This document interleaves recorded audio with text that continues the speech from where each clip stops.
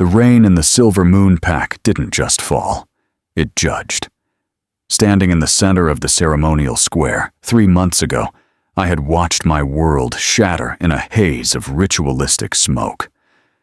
Unfit, the high priest had declared, his voice a gavel against my soul. Dominic, the golden-haired heir with eyes like a summer storm, hadn't even looked at me. He had simply stepped back into the shadows of his father's throne, allowing the rejected mark to be seared into the air between us. In our society, an omega without a mate is a ghost, a whisper of a person relegated to the damp corners of the servants' quarters. The scent of antiseptic couldn't mask the underlying smell of desperation that permeated the pack house. It was a thick, cloying odor that clung to the velvet curtains and the heavy oak doors, a reminder that even the strongest among us were made of glass. From my small, frosted window in the attic of the servants' wing, I could see the line of sleek, black cars stretching down the driveway.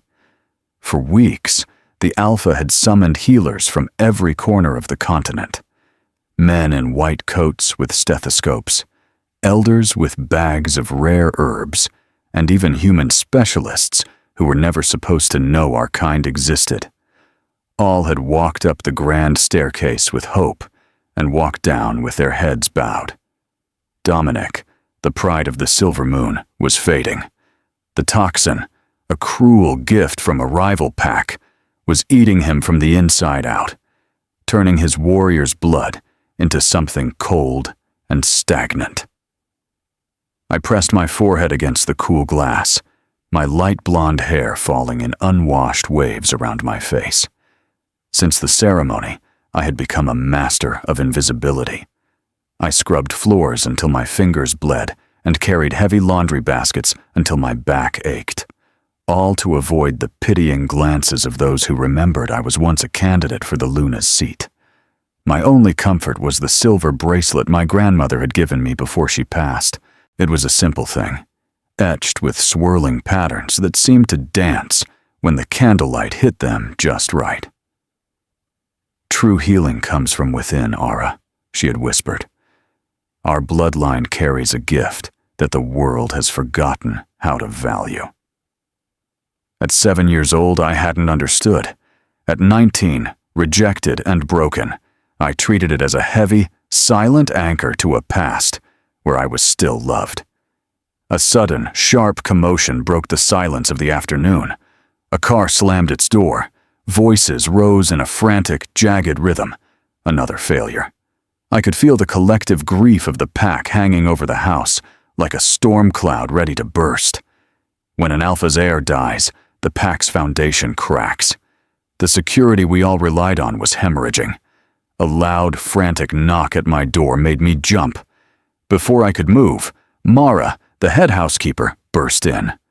Her face, usually a mask of stern efficiency, was flushed and damp with sweat. "Aura, get up," she panted, her eyes darting to my messy hair and simple, stained dress. "The Alpha has issued a final decree. Every pack member with even a grain of herbal knowledge is to report to the Great Hall. Immediately." I stood up slowly, my heart thrumming a nervous rhythm against my ribs. "Mara, I'm just an omega. The doctors, the high healers, they couldn't do anything. Why would he want me?" Mara stepped forward, and for the first time in months, she didn't look through me. She looked at me. Her hand reached out, tentatively touching my shoulder. "He's desperate, child. He's calling everyone, even the rejected ones. They are trying everything because they have nothing left to lose." As I followed her through the narrow, dim corridors used by the staff, the silver bracelet against my wrist began to grow warm. It wasn't the heat of a fever, but a gentle, pulsing throb, like a second heartbeat. It felt as though the metal was waking up, stretching its limbs after a long sleep. We entered the great hall from the rear entrance. The room was suffocating. The air was heavy with the scent of 100 anxious wolves, the metallic tang of fear, and the low, constant murmur of the council elders. At the center of the room stood Alpha Thaddeus. His once imposing frame looked smaller, his golden hair streaked with a sudden, violent silver. He looked like a man who had been fighting a war he was losing. "It attacks the nervous system," a gray-haired doctor was saying, his voice cracking with exhaustion. "The antidote doesn't exist in modern science. We are simply keeping him comfortable until the end." The end. The words echoed in the hall, followed by a silence so profound, it felt like a physical weight. I shrank against the shadows of a stone pillar, trying to stay invisible. But the bracelet was no longer just warm, it was scalding. A strange, ancient knowledge began to leak into my mind. Names of roots I'd never seen, the rhythm of blood flow, the way a toxin could be coaxed rather than fought. "Is there no one?" Thaddeus's voice was a low, broken growl that vibrated in my chest. "No one in this entire territory who can save my son?" I saw Gabriel, the Alpha's second, step forward. He was a man of cold ambitions, his eyes already calculating the power vacuum that Dominic's death would create. "Alpha, we must face the reality. Perhaps the moon has decided his time is—" "No!" Thaddeus roared, the sound shaking the chandeliers. In that moment of chaotic grief, the bracelet pulsed with a blinding heat that forced me to gasp. I didn't think. I didn't weigh the consequences of my status or the mockery I might endure. I simply stepped out from behind the pillar into the circle of light at the center of the hall. The silence that followed was different. It was sharp, jagged, and filled with a sudden, cruel recognition. "Ara?" someone whispered. "The rejected one." Gabriel's lip curled in immediate disgust. "This is no time for attention-seeking, Omega. Return to your quarters before you are disciplined." I ignored him, my gaze fixed solely on the Alpha. I saw the father in him, the raw, bleeding agony of a man watching his light go out. I felt a surge of empathy so strong it drowned out my own fear. "My name is Ara," I said, my voice steadier than I ever thought possible. "And I think I can help." Thaddeus looked at me. He saw the girl his son had cast aside, the Omega who had been scrubbing his floors for 90 days. But he also saw the silver glow emanating from my wrist, a light that seemed to challenge the darkness of the room. "You," he breathed, his voice a mixture of hope and disbelief. "You would try where the world's greatest have failed?" "I don't know if I can save him," I replied honestly, the heat of the bracelet spreading up my arm and into my heart. "But I know I am the only one left who is willing to try for the right reasons." The room erupted in whispers, scorn, confusion, and a sliver of desperate curiosity. Thaddeus silenced them with a single trembling hand. "Take her to him," he commanded. As I walked toward the grand staircase, I felt the eyes of the pack burning into my back. I was no longer just the girl who was unfit.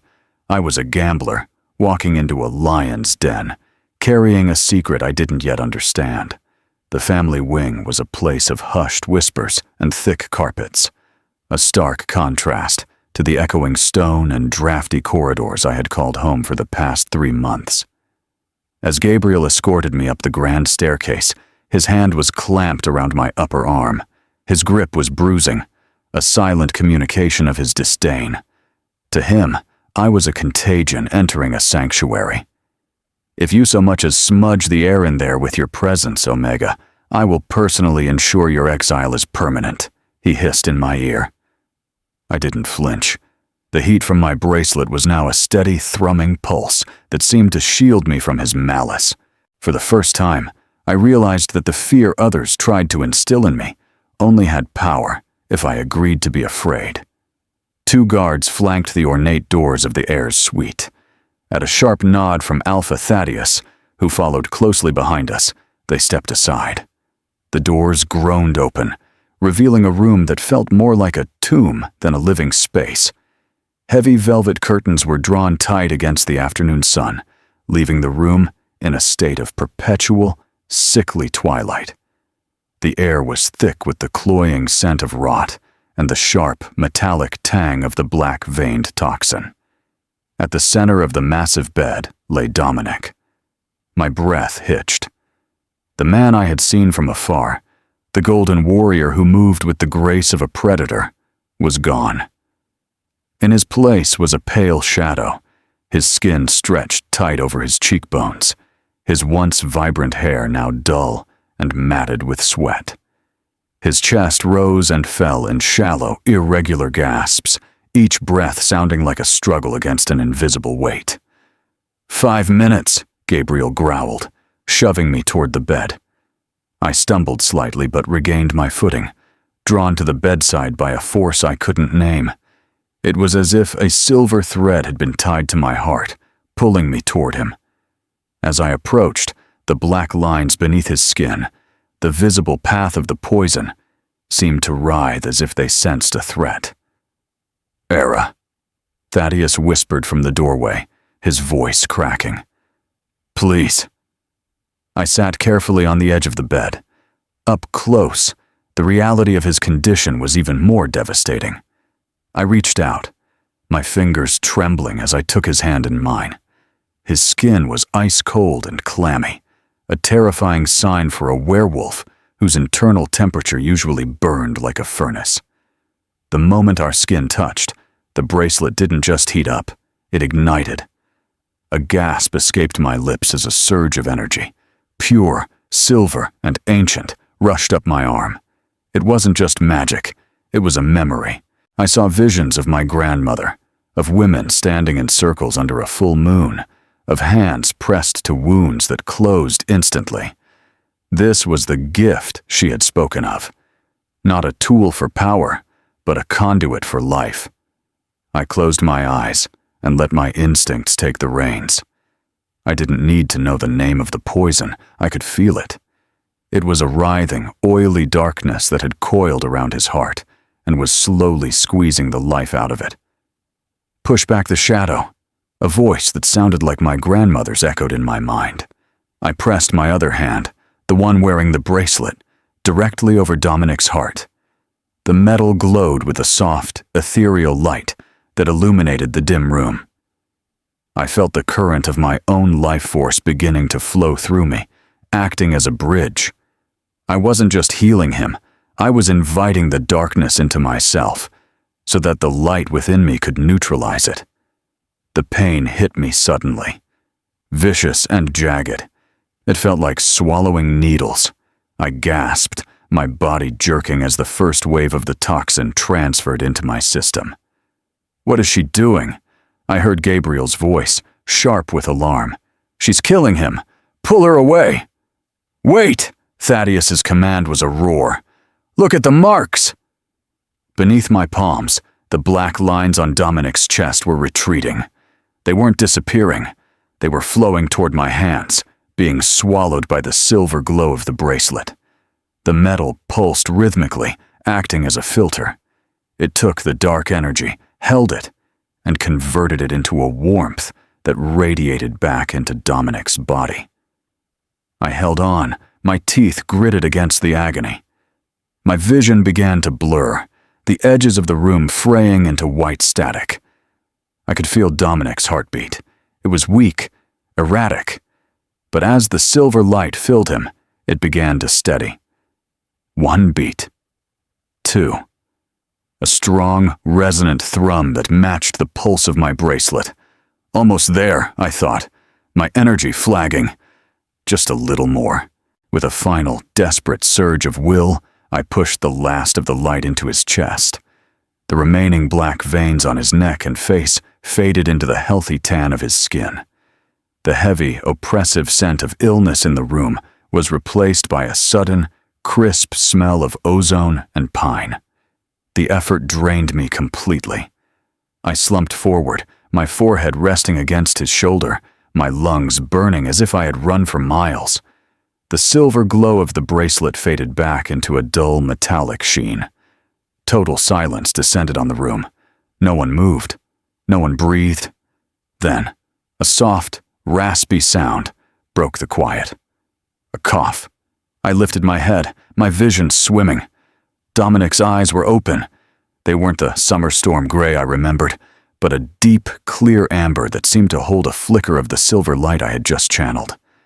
He looked at me, not as a prince looks at a servant, but as a drowning man looks at the one who pulled him from the tide. "Aura," he whispered, his voice a mere thread of sound. Confusion and wonder battled on his face. He reached out a trembling hand, his fingers brushing the rejected mark on my collarbone. A jolt of electricity, warm and recognizing, shot through me at his touch. It was a sensation of completion, of a lock finally finding its key. "What did you do?" he asked hoarsely. Before I could answer, the room began to spin violently. The voices of Thaddeus and the doctors rushing toward the bed became a distant, muffled roar. The last thing I felt was Dominic's hand catching mine, refusing to let go, before the darkness finally claimed me. I woke up to the sound of rain, not the judging rain of the ceremony, but a soft, rhythmic patter that felt like a lullaby. I was back in my attic room. The air was cold, and the thin mattress beneath me was lumpy. For a moment, I wondered if it had all been a fever dream born of my own desperation. But when I moved my arm, the silver bracelet clinked against the wooden bed frame, and my skin felt sensitive, as if I had been standing too close to a fire. "You're awake," a voice said from the shadows. Mara sat in the corner, her expression unreadable. She stood and brought me a cup of water, her hand steady. "How is he?" I asked, my voice cracking. "The heir is recovering," she said, and I saw a flicker of something like awe in her eyes. "The doctors call it a miracle. The Alpha calls it a debt." I took a sip of the water, the coolness soothing my parched throat. "What happens now? Will they send me back to the laundry?" Mara's lips twitched in a small, sad smile. "The Alpha has ordered that you be moved to the guest quarters in the family wing. He says you are no longer a servant of the pack, but a guest of the house." My heart sank.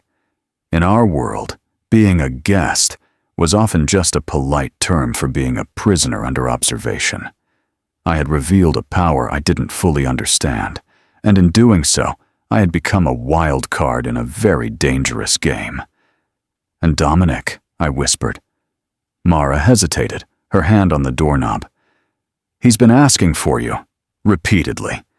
He claims he can still feel you, like a thread pulled tight between his heart and yours." She left the room before I could ask what that meant, but I already knew. The rejected ceremony was supposed to sever all ties, but my healing had done the opposite. I hadn't just saved his life, I had accidentally forged a connection that our laws said was impossible. I looked at my wrist. The bracelet was cold now, but the skin beneath it bore a new mark, a faint silver swirl that matched the patterns on the metal. I wasn't just a rejected Omega anymore. I was something else, something the pack wasn't ready for. The guest quarters were a masterpiece of velvet, mahogany, and silence. To anyone else, they would have been a reward, but to me, they were a beautiful prison.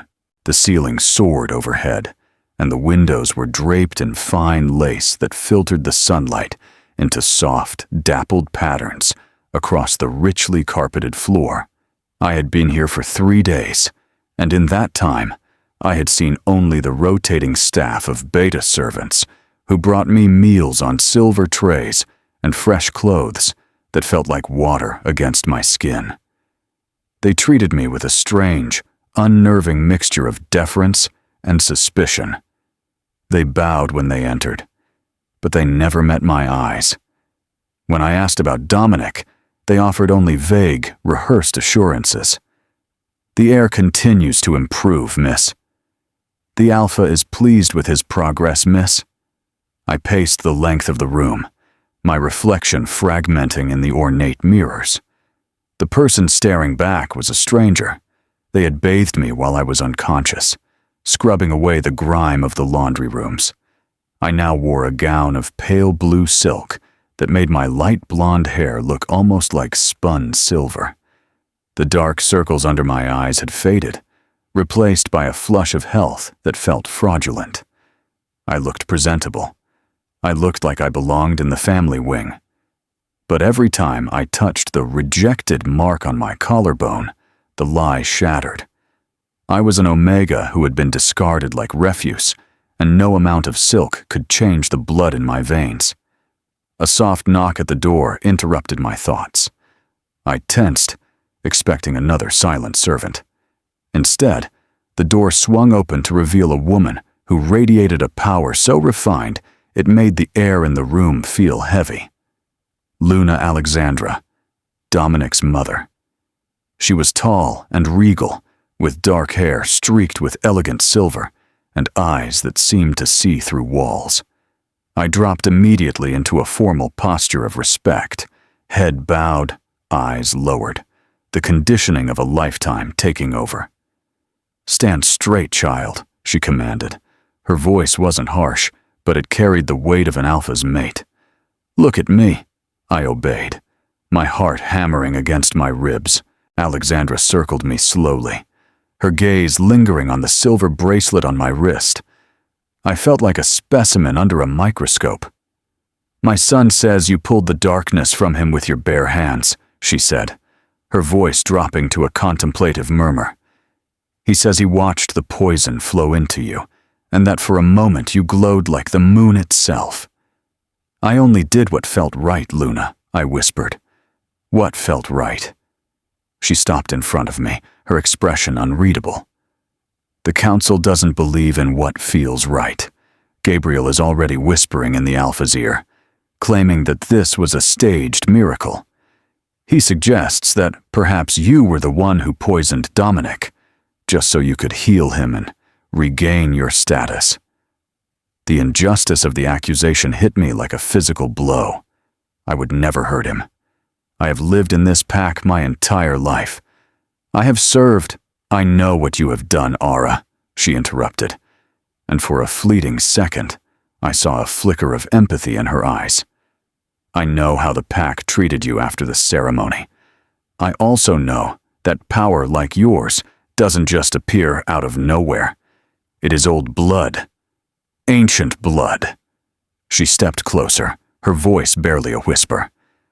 "But you must understand the position you have put us in.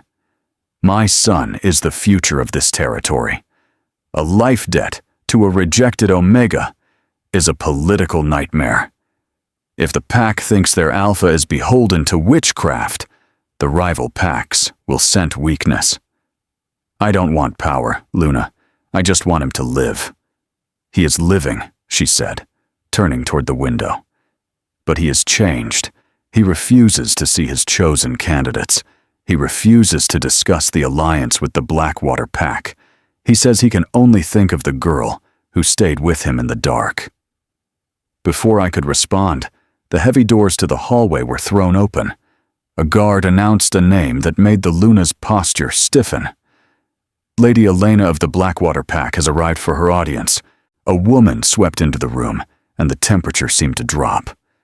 Elena was the polar opposite of me, tall, dark-haired, and dressed in leathers that suggested she was as comfortable with a blade as she was with a glass of wine. She was the daughter of a powerful alpha, the woman the council had intended for Dominic before the poisoning. She glanced at me, her eyes tracking the blue silk dress with a smirk of amusement. "So, this is the little healer?" Elena said, her voice like velvet wrapped around a thorn. "The one who turned the Silver Moon pack upside down?" "Elena, this is not the time," Alexandra said coolly. "On the contrary, Alexandra," Elena replied, walking toward me with the predatory grace of a high-ranking wolf. "My father is concerned. We had a treaty ready to be signed, a mating to be finalized, and then a servant girl performs a miracle, and suddenly Dominic is too distracted to fulfill his duties." She stopped inches from me, her scent, musk and sharp iron, overpowering the lavender in the room. She reached out, her gloved hand catching my chin and forcing me to look at her. "Tell me, Omega," she hissed, her eyes flashing gold. "What kind of spell did you use? Did you use your grandmother's charms to tie his soul to yours? Because if you think a few sparks of light will make you a Luna, you are sadly mistaken." I felt the bracelet on my wrist begin to throb. It wasn't the healing warmth this time. It was a warning, a low, vibrating hum that traveled through my bones. "I used no spell," I said, my voice low and fierce. "I used the gift I was given. If you are so concerned about his soul, perhaps you should have been the one by his bedside while he was dying." Elena's eyes widened in shock at my defiance. She raised her hand, her claws beginning to lengthen, but the Luna's voice cut through the air like a whip. "Enough!" Alexandra stepped between us, her aura flaring. "Elena, you are a guest. Ara is under my protection. For now." Elena pulled back, her smirk returning, though it didn't reach her cold eyes. "Of course. My apologies. I suppose I'm just eager to see my future mate. I assume he's recovered enough for a walk in the gardens this evening?" "The doctors haven't," Alexandra started, but she was interrupted by a new voice. "I'm recovered enough." We all turned. Standing in the doorway, leaning slightly against the frame but upright and commanding, was Dominic. He was dressed in a simple black tunic, his golden hair brushed back, but it was his eyes that held me. They ignored Elena. They ignored his mother. They locked onto mine with an intensity that felt like a physical touch. "Dominic," Elena chirped, moving toward him with practiced grace. "You look wonderful. I was just telling your mother how worried we were." Dominic didn't look at her. He walked past her, his gaze never leaving mine, until he stood directly in front of me. The air between us seemed to vibrate, a static charge that made the hair on my arm stand up. "Ara," he said. Just my name, but it sounded like a prayer and a promise. He reached out, his hand hovering near mine. I could feel the heat of him, the vibrant life force I had helped restore. The silver mark on my wrist began to glow faintly, a soft luminescence beneath the skin that only we could see. "I've been trying to get to you," he whispered, his voice for my ears alone. "They told me you were resting. They told me you didn't want to be disturbed." "They told me the same about you," I replied, my heart aching. Behind us, I heard Elena's sharp intake of breath and the Luna's low, warning sigh. The falsehood of this situation was crumbling. We were standing in a room full of people who wanted us apart, pretending that this was just a simple meeting between a healer and her patient. "Dominic," Alexandra said firmly, "the Blackwater delegation is waiting. There are protocols to observe." Dominic turned his head slightly, finally acknowledging Elena, but his hand stayed near mine. "The protocols can wait, Mother. I owe my life to Ara. I will not have her treated like a prisoner in my own home." He looked back at me, his gray eyes searching mine. "Tonight, the pack is holding a dinner to celebrate my recovery. You will be there, at my side." The room went deathly silent. To sit at the heir's side was a declaration. It was a rejection of the rejection.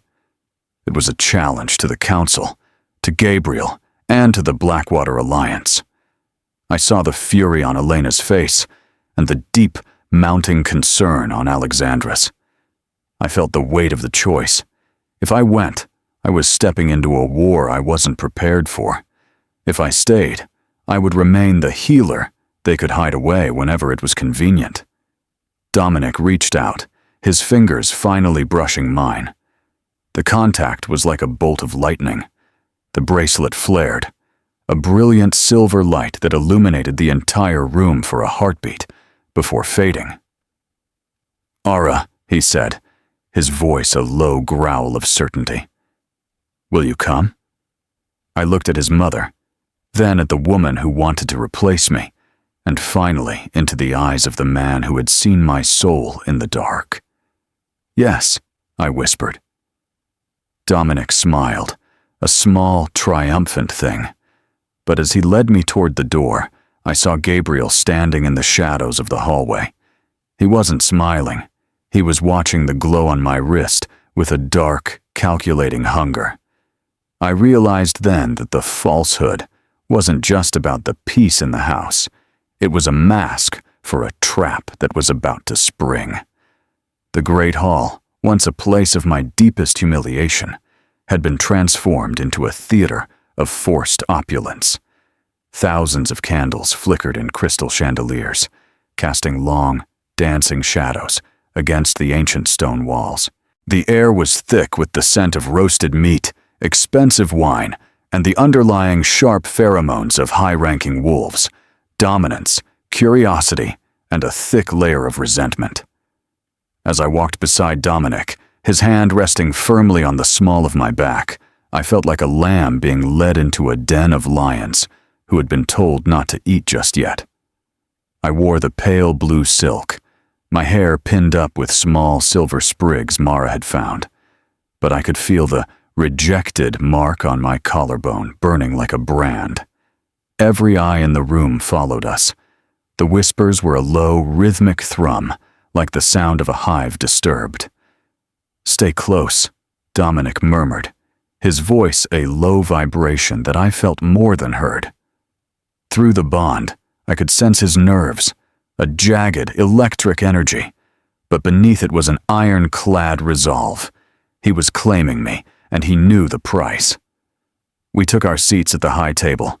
To Dominic's right was Alpha Thaddeus, his expression a granite mask of diplomatic neutrality. To my left, by design I was sure, was Gabriel. The meal was a blur of silver cutlery and hollow conversation. Elena sat across from us, her dark eyes tracking every movement I made with the precision of a hawk. She was charming the elders, laughing at the right moments, playing the part of the perfect Luna-to-be, while I sat there, a silent miracle they didn't know how to categorize. The mistake I made was a simple one. I began to believe that the bond made me untouchable. As the night wore on, the tension seemed to soften. Dominic toasted to the pack's strength, and for a moment, the smiles around the room felt genuine. Even Gabriel leaned toward me, his voice devoid of its usual venom. "I must apologize, Ara," he said, holding up a crystal chalice of deep red wine. "In my concern for the heir, I was overzealous. To see him walking again is a gift we did not expect. Will you join me in a toast to the Silver Moon's future?" Dominic glanced at me, a small nod of encouragement in his eyes. He wanted peace. He wanted the pack to accept me. And if the Alpha's second was offering a hand, it felt like the first stone in a bridge to safety. I reached for my glass, but as my fingers neared the stem, the silver bracelet on my wrist gave a sharp, violent throb. It was a cold heat, a warning that made the hair on the back of my neck stand up. I hesitated, my hand hovering in midair. "Is something wrong?"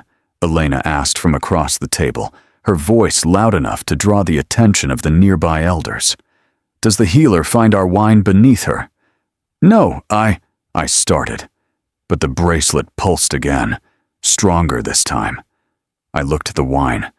To any other wolf, it smelled of oak and dark berries. But through the silver light in my blood, I saw a faint, oily shimmer on the surface. Not a poison meant to kill, but something far more subtle. Wolf's bane extract. Not enough to harm a wolf, but enough to dampen the connection to the moon. Enough to make a healer's light turn erratic. "I think there's been a mistake with this glass," I said quietly, trying to maintain my composure. Gabriel's expression darkened. "A mistake? I poured it myself from the Alpha's private carafe. Are you accusing me of something, Omega?" The hall went silent. The clink of silverware stopped. Dominic's hand tightened on mine under the table. "Aura, what is it?" This was my moment to be wise, to whisper in his ear, to be the invisible servant once more. But the weeks of rejection, the days of being a guest prisoner, and the sheer arrogance of Elena's smirk pushed me over the edge. I wanted to show them I wasn't just a girl with a lucky charm. I wanted to prove I was a protector. "It's tainted," I said, my voice ringing out across the hall. I reached out and touched the rim of the glass. I intended to use a tiny spark of the silver light to neutralize the wolfsbane, to show them, in a moment of cinematic triumph, that I could sense threats they couldn't.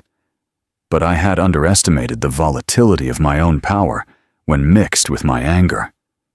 The moment my finger touched the glass, the silver light didn't spark. It erupted.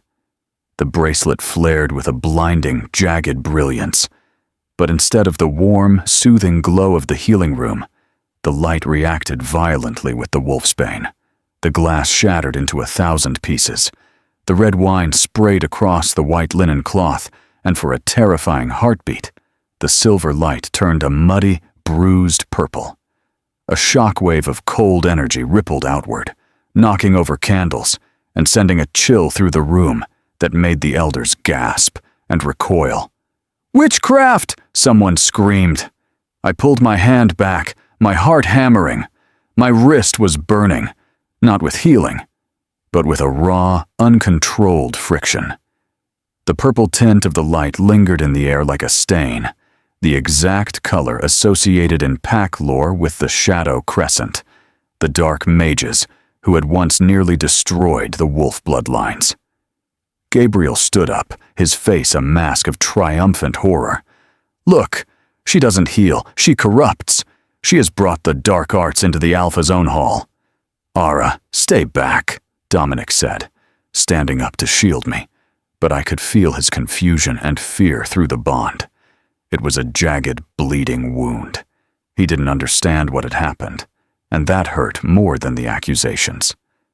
Elena rose gracefully, her eyes gleaming with a cold victory. "I warned you, Alexandra. Ancient blood is rarely pure. She didn't save your son. She bound him to her with a shadow mark. Look at the color of that energy. That is not the moon's light." "It was wolfsbane," I cried out, but my voice felt small against the rising roar of the room. "He tried to dampen my power. Wolfsbane in the Alpha's wine." Gabriel laughed, a harsh, mocking sound. "Guards, secure the Omega. She is a threat to the Pack's spiritual safety." Thaddeus stood, his face unreadable, his eyes fixed on the shattered glass and the purple haze still shimmering on the table. The debt he owed me was being weighed against the survival of his Pack's soul. "Dominic, move aside," Thaddeus commanded. "Father, she was protecting me," Dominic argued, but I could feel the doubt creeping in. He had seen the purple light. He had felt the cold shock. He was a warrior trained to fear the dark, and I had just draped myself in it. The mistake wasn't the wine. The mistake was thinking I could fight their politics with my power before I knew how to carry it. I had handed my enemies the very weapon they needed to destroy me. Proof that I was different, in a way they could never trust. As the guards moved in, their silver-tipped spears leveled at my chest, I looked at Dominic. He didn't move aside, but he didn't reach for me either. He stood in the middle, a bridge beginning to crack. "I didn't," I whispered, but the words died in my throat as Gabriel stepped forward, a heavy, iron-shackled collar in his hands, the kind used for criminals of the state. "The guest wing is no longer appropriate," Gabriel said softly, his eyes burning with a dark, satisfied hunger. "Take her to the North Tower, under the silver grates." I was dragged from the hall, the blue silk dress tearing against the stone floor. The last thing I saw was Elena leaning down to pick up a single shard of the shattered glass, her reflection in it twisted and dark, while Dominic watched me go with an expression of such profound, silent heartbreak that I felt the bond within me go cold. The hope I had nurtured was a fragile thing, and tonight I had crushed it with my own hands. The North Tower did not hold the warmth of the sun. It was a finger of cold stone reaching into the gray sky, designed to isolate those the pack feared most. The silver grates, heavy bars infused with high-grade silver, lined the windows and the cell door, creating a field of static that dampened my wolf and made my skin prickle with a constant numbing itch. I sat on the floor, the torn hem of my blue silk dress tucked around my feet. The silver bracelet was cold and heavy, as silent as a grave. For the first time since the healing, I felt truly alone. The bond with Dominic, which had been a warm, humming current in the back of my mind, was now a hollow ache. I could feel him, distantly, like a flickering candle in a blizzard. But his presence was clouded with a static of doubt and confusion. I closed my eyes, resting my head against the weeping stone wall. I didn't blame him for doubting. In the lore of our kind, the purple light was the bruise of the crescent, a sign of magic that fed on life rather than protected it. But I knew the truth. My grandmother's voice whispered in the silence of my memory. The light will change to show you what is hidden, Aura. Trust the color, not the fear of others. The heavy iron door at the base of the tower groaned open. Footsteps echoed up the spiral stairs, deliberate, light, and regal. It wasn't the heavy tread of a guard. Luna Alexandra appeared behind the silver grates. She was wrapped in a heavy fur cloak, her face pale in the dim torchlight. She looked at me, not with anger, but with a searing, clinical intensity. "They are debating your execution, Aura," she said, her voice a calm ripple in the dark. "Gabriel has the council convinced that you have placed a soul leech on Dominic, even Thaddeus. He is struggling to see past the purple light." "It was the wine, Luna," I said, my voice raspy from the cold. "Gabriel poured it. The light turned that color because it was consuming a shadow. It wasn't the wine that was tainted. It was a catalyst." Alexandra narrowed her eyes. She reached into her cloak and pulled out a small, silk-wrapped object. She unfolded it to reveal a shard of the glass from the great hall, still stained with a few drops of the red wine. "I am a mother, before I am a Luna," she whispered. "And I know my son's heart. He has refused to eat since they locked you away. He says the air in the house tastes like ash without you. So I took this to the keeper of records, the old beta woman who lives in the archives." I stood up, moving toward the bars. The static of the silver made my breath hitch, but I didn't pull away. "What did she find?" "The purple light isn't a sign of the shadow crescent," Alexandra said, her voice trembling slightly. "It is the violet purge. It only occurs when ancient silver magic encounters shadow root, a poison so rare and so dark that it hasn't been seen in these territories for 3 generations. It's the same poison that was killing my son." The air in the cell seemed to freeze. "If it was in the wine Gabriel poured, then Gabriel wasn't just trying to dampen your power," she finished, her eyes flashing with a sudden, predatory gold. "He was trying to finish what he started. He was the one who poisoned Dominic in the beginning. He used the Blackwater delegation as a shield, letting the pack believe it was a rival's move, while he waited to step into the role of heir. A wave of nausea rolled over me. The man who stood at the Alpha's right hand was the one who had nearly destroyed the future of the pack, and he had used my own hidden power to frame me as the villain. Dominic, does he know?" "I couldn't tell him," Alexandra said, looking down at the shard. "If he reacted too soon, Gabriel would have killed you both. Gabriel has half the guard under his thumb. But Dominic felt the truth before I even found the evidence. He is coming, Aura. He is coming for you, not as a prince of the Silver Moon, but as your mate." As if summoned by her words, a roar echoed from the courtyard below. a sound of such raw, primal fury that it shook the stones of the tower. It was the sound of a wolf who had found his reason to kill. "The Alpha has gone to the northern border to inspect the patrols," Alexandra whispered, her hand reaching through the bars to touch mine. The silver stung, but she held on. "Gabriel think he has the night to himself. You must be ready. When Dominic breaks these bars, the falsehood of the silver moon ends. Either we survive as a pack reborn, or we burn in the shadows Gabriel has built." The sounds of combat began to drift up the stairs. The ring of steel on stone, the snarls of wolves, and the heavy, rhythmic thud of a man who was no longer fighting for duty, but for the soul he had nearly lost. The bond suddenly flared. The hollow ache in my chest was replaced by a roaring, golden heat. I could feel him. Dominic was close, his gray eyes burning with the silver light I had given him. He was clearing the path, a storm of gold and gray, tearing through the guards Gabriel had posted. The door at the top of the stairs burst off its hinges. Dominic stood in the doorway. He was covered in soot and blood, his tunic torn, his chest heaving. He looked wild, terrifying, and more beautiful than the sun. He ignored his mother. He ignored the silver grates that hissed as he gripped them with his bare hands. "Aura," he breathed, and the sound shattered the last of my fear. He pulled. The heavy silver-grated bars didn't just bend. They groaned and snapped under the weight of a strength that was no longer just his own. It was our strength.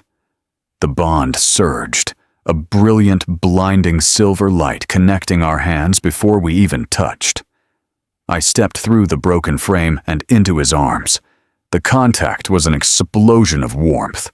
The rejected mark on my collarbone didn't just burn. It transformed.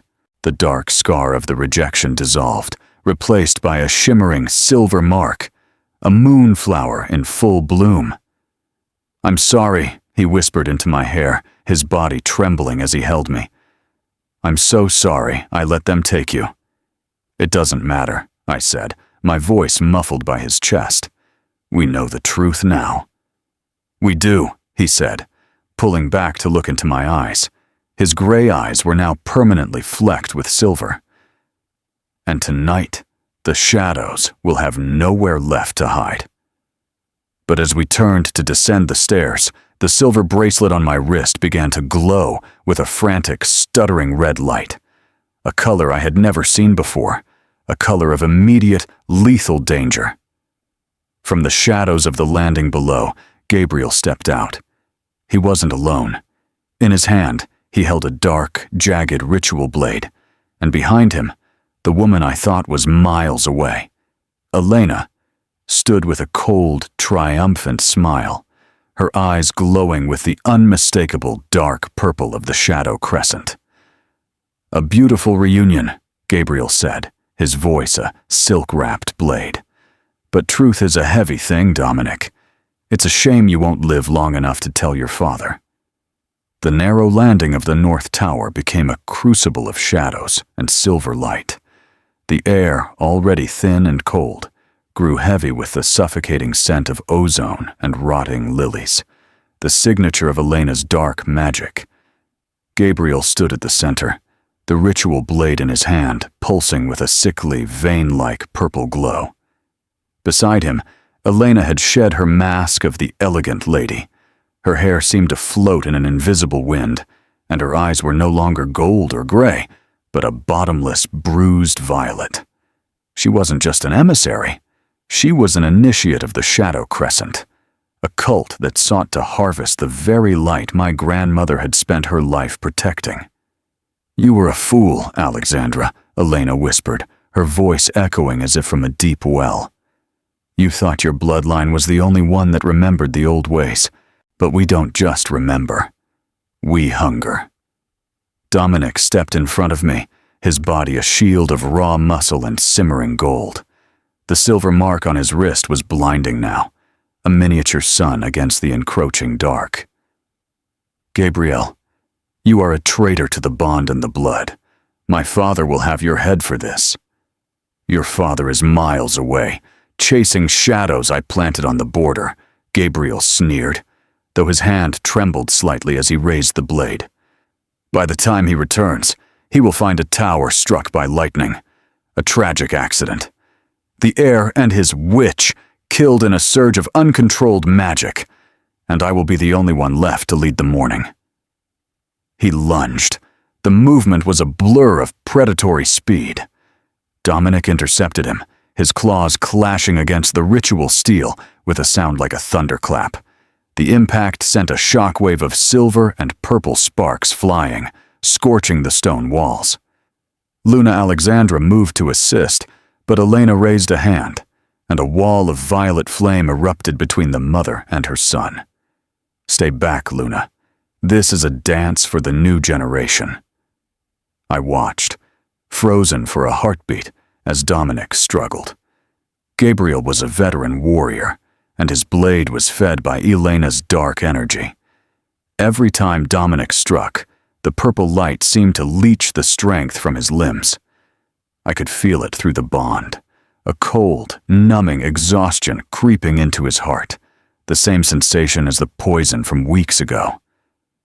"He is fighting for you," my grandmother's voice echoed, stronger than ever. "But you are not a prize to be guarded, Ara. You are the balance." I looked at the silver bracelet. It was no longer glowing red. It was white-hot, vibrating with such intensity that it felt like it might shatter. I realized then that I had been using it as a shield, a way to hide my power or filter it. But shields break. I stepped out from behind the safety of the wall. "Ara, no, stay back!" Dominic shouted, his voice strained as he parried a lethal blow from Gabriel. I ignored him. I closed my eyes and reached for the center of my being.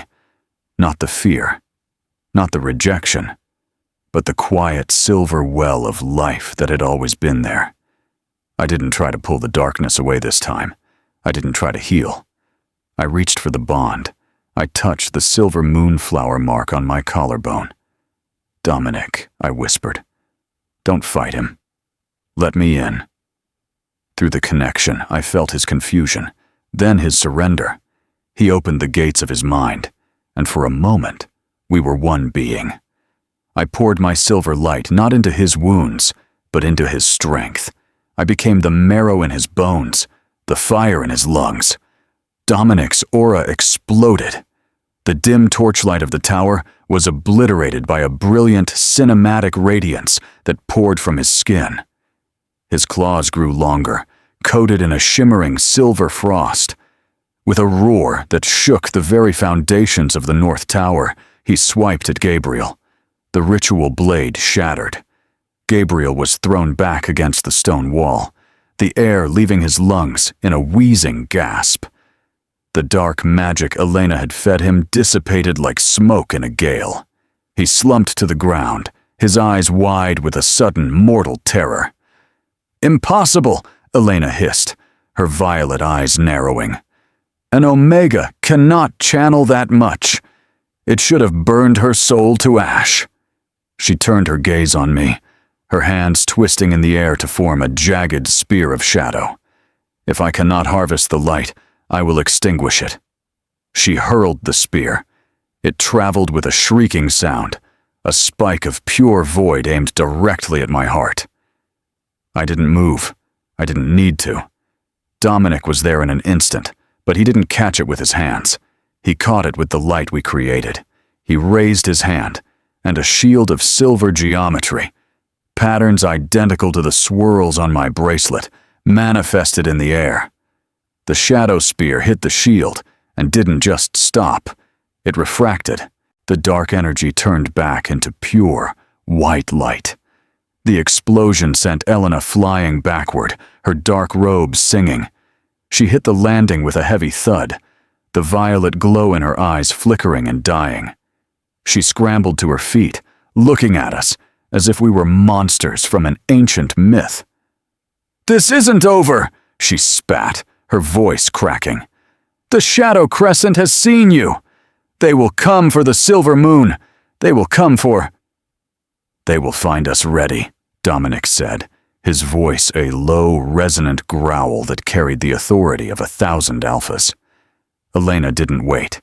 She threw a handful of dust to the floor, and a cloud of thick, purple smoke filled the landing. By the time it cleared, she was gone, leaving only the scent of rotting lilies and a single, black feather on the stone. Silence returned to the tower, broken only by the heavy breathing of the three of us and the groans of Gabriel as he struggled to rise. Alexandra stepped around the dying embers of the violet fire. She looked at Gabriel with a coldness that was more terrifying than any magic. "Guards!" she called down the stairs. The guards who hadn't been compromised by Gabriel's influence rushed up, their spears leveled. They saw their second on the floor, and the Heir standing in a halo of silver light. They didn't need to be told which side to take. "Take him to the deepest cells," Alexandra commanded. "He stays in iron until the Alpha returns to pass judgment." As they dragged a sobbing, broken Gabriel away, Dominic turned to me.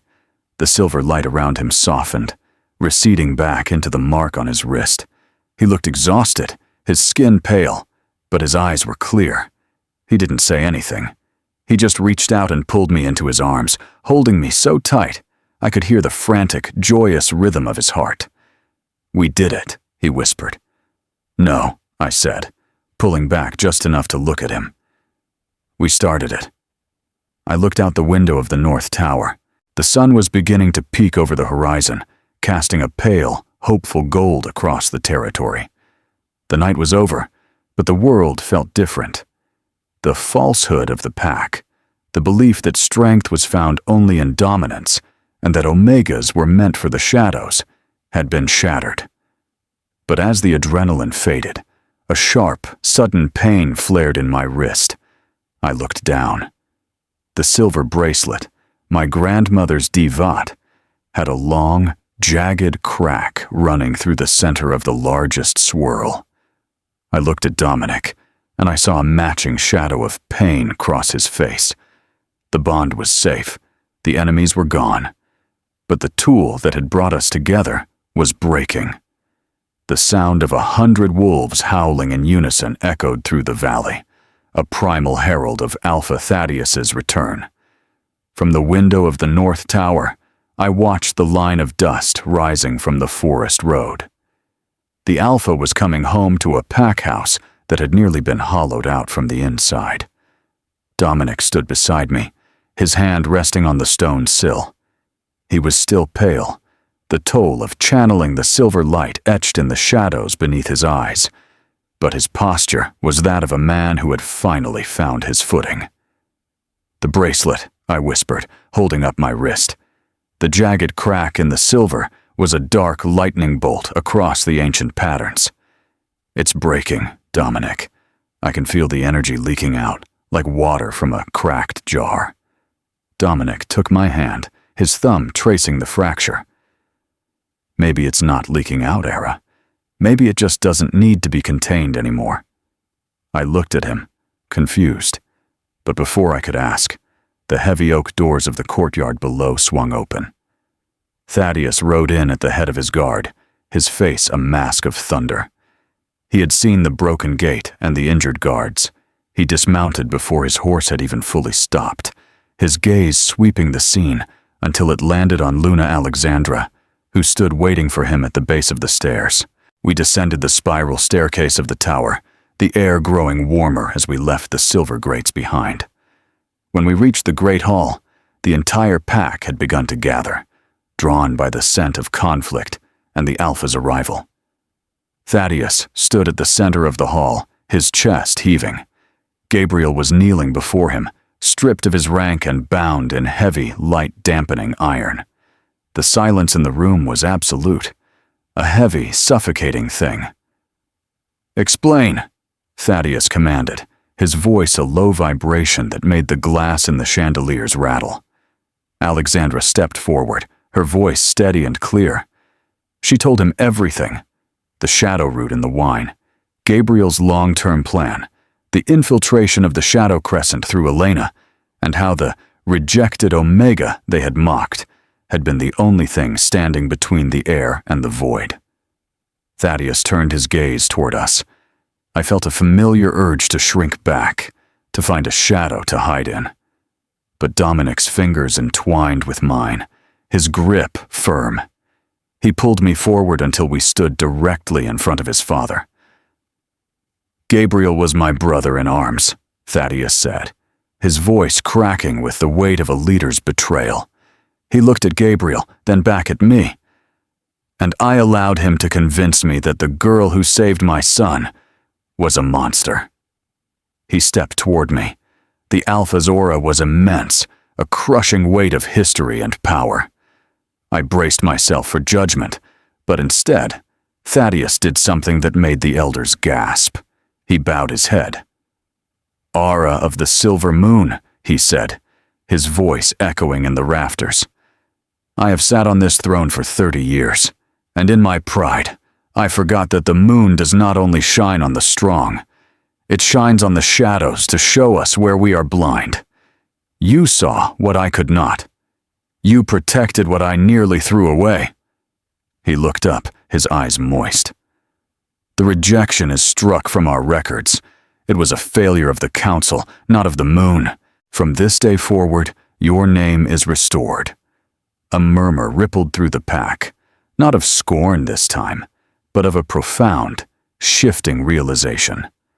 I felt a weight lift from my shoulders, but it wasn't the Alpha's words that did it. It was the bracelet. With a soft, melodic ping, the silver band finally snapped. The pieces fell to the stone floor, dull and lifeless. I gasped, expecting the power to vanish, to leave me hollow and unfit once again.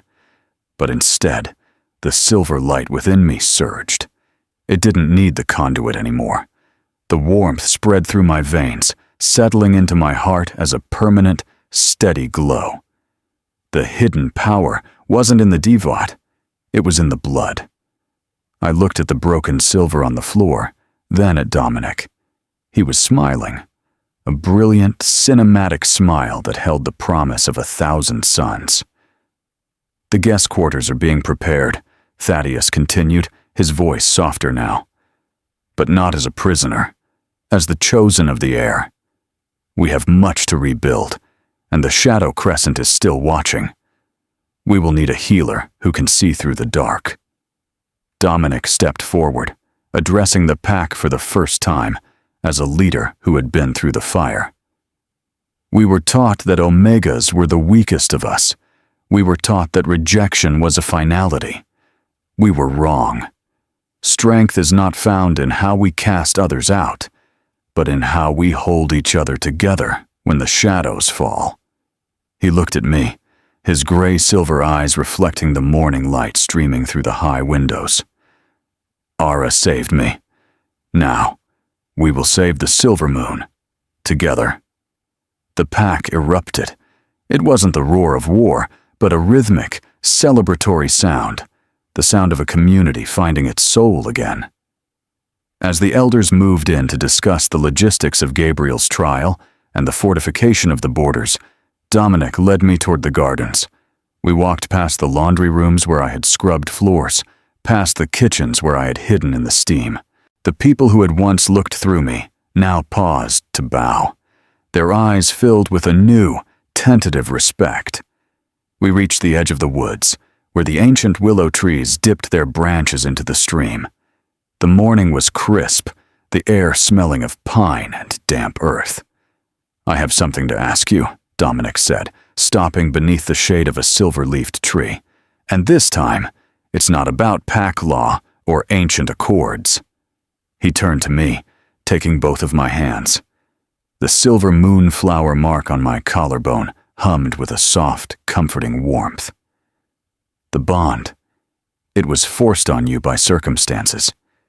You healed me because you were kind, and the bond formed because we were desperate. But I don't want a mate who is bound to me by a miracle or a debt." He looked down at our joined hands, his expression vulnerable in a way I had never seen. "Ara, if there were no bond, if there were no Shadow Crescent or Alpha's decrees, Would you still choose to stay? I looked at him, really looked at him. I saw the man who had been willing to die to protect me in the tower. I saw the golden heir who had learned that true power was found in empathy. "Dominic," I said, reaching up to brush a stray lock of golden hair from his forehead. The bond didn't create the feeling, it just gave it a name. I chose you the moment I stepped into that hall 3 months ago, knowing I would be rejected, but unable to look away from the storm in your eyes. I smiled, a quiet, hopeful thing. I don't stay because I'm bound. I'm bound because I chose to stay. He let out a breath he seemed to have been holding for a lifetime. He leaned down, his forehead resting against mine. The silver light between us was no longer a flare or an explosion. It was a gentle, rhythmic pulse, like the turning of the tides. In the distance, the pack house was a hive of activity, a world in transition. There were battles to come, traitors to judge, and a future to write. But here, in the quiet gold of the morning, there was only the sound of the stream and the steady beat of two hearts that had finally found their rhythm. The weeks following the confrontation in the North Tower were not filled with the loud, clashing drums of war, but with the quiet, rhythmic sounds of a pack healing itself. The silver moon lived up to its name once more, as the dark, violet shadows of Gabriel's influence were systematically scrubbed from the halls. I no longer lived in the attic or even the guest wing. At Dominic's insistence, and with the Alpha's solemn approval, I was granted a space that reflected my true purpose. It was an old stone rotunda attached to the great library, a room filled with the scent of dried parchment, lavender, and the ancient earthy smell of the forest. We called it the Healer's Sanctuary. Here, the windows were wide and clear, allowing the moon to pour its unfiltered light onto the tables where I worked with the keeper of records to translate my grandmother's old journals. One evening, as the first stars began to pierce the twilight, Dominic found me there. I was leaning over a manuscript, my fingers tracing the silver moonflower mark on my collarbone, a habit I had developed when I was deep in thought. The mark no longer felt like a brand of power. It felt like a part of my breath. "You're still working," he said, his voice a soft, warm breeze in the quiet room. I looked up and smiled. He looked different now. The sharp, defensive edge of the golden heir had softened into the steady, compassionate strength of a leader who knew the value of his people. "There is so much we forgot, Dominic. My grandmother wasn't just a healer. She was a keeper of the balance. She wrote that a pack is like a forest. It only survives if the smallest moss is as healthy as the tallest oak." Dominic walked over, placing his hands on my shoulders. Through the bond, I felt a deep, resonant peace. There was no more doubt, no more static. The pack is already changing. The Omegas, they aren't looking at the floor anymore. They're looking at you. And the warriors, they're learning that a wound to the soul is just as lethal as a blade to the chest. We walked out onto the balcony that overlooked the valley. Below us, the pack house was glowing with warm, amber light. Families were gathered around the central fire pit, their laughter drifting up on the wind. It was a humane, sincere image of a world that had moved past the cruelty of unfitness. Gabriel's trial had ended in exile, a fate worse than death for a wolf who craved power, and Elena had vanished back into the shadows of the Shadow Crescent. We knew they were still out there, a cold bruise on the horizon, but for the first time, we weren't afraid. We had the light, and we had each other.